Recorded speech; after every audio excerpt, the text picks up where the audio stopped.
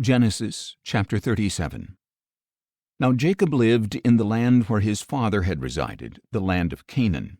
This is the account of Jacob.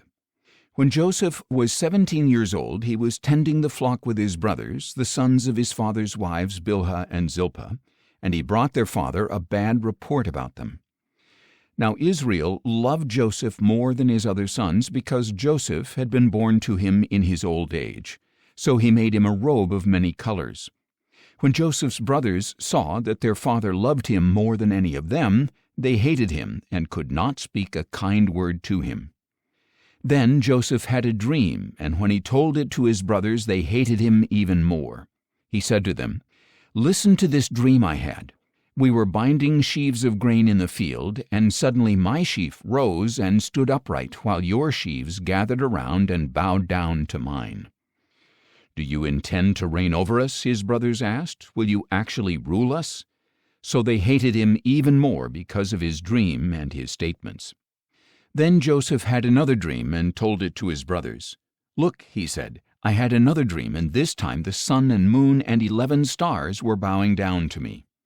He told his father and brothers, but his father rebuked him and said, "What is this dream that you have had? Will your mother and brothers and I actually come and bow down to the ground before you?" And his brothers were jealous of him, but his father kept in mind what he had said. Some time later, Joseph's brothers had gone to pasture their father's flocks near Shechem. Israel said to him, "Are not your brothers pasturing the flocks at Shechem? Get ready, I am sending you to them." "I am ready," Joseph replied. Then Israel told him, "Go now and see how your brothers and the flocks are faring, and bring word back to me." So he sent him off from the valley of Hebron. And when Joseph arrived in Shechem, a man found him wandering in the field and asked, "What are you looking for?" "I am looking for my brothers," Joseph replied. "Can you please tell me where they are pasturing their flocks?" "They have moved on from here," the man answered. "I heard them say, 'Let us go to Dothan.'" So Joseph set out after his brothers and found them at Dothan. Now Joseph's brothers saw him in the distance, and before he arrived they plotted to kill him. "Here comes that dreamer," they said to one another. "Come now, let us kill him and throw him into one of the pits. We can say that a vicious animal has devoured him. Then we shall see what becomes of his dreams." When Reuben heard this, he tried to rescue Joseph from their hands. "Let us not take his life," he said. "Do not shed his blood.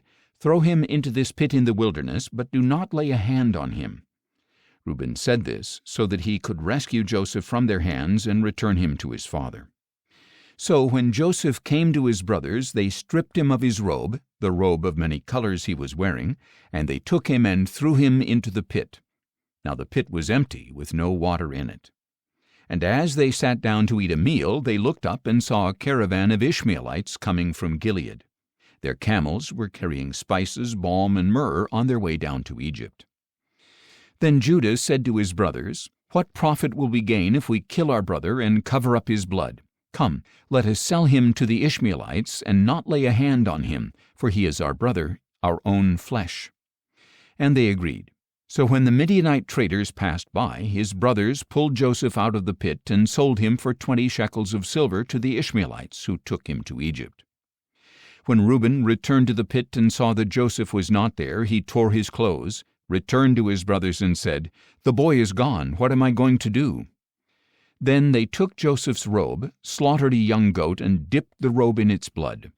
They sent the robe of many colors to their father and said, "We found this. Examine it to see whether it is your son's robe or not." His father recognized it and said, "It is my son's robe. A vicious animal has devoured him. Joseph has surely been torn to pieces." Then Jacob tore his clothes, put sackcloth around his waist, and mourned for his son many days. All his sons and daughters tried to comfort him, but he refused to be comforted. "No," he said, "I will go down to Sheol mourning for my son." So his father wept for him. Meanwhile the Midianites sold Joseph in Egypt to Potiphar, an officer of Pharaoh and captain of the guard.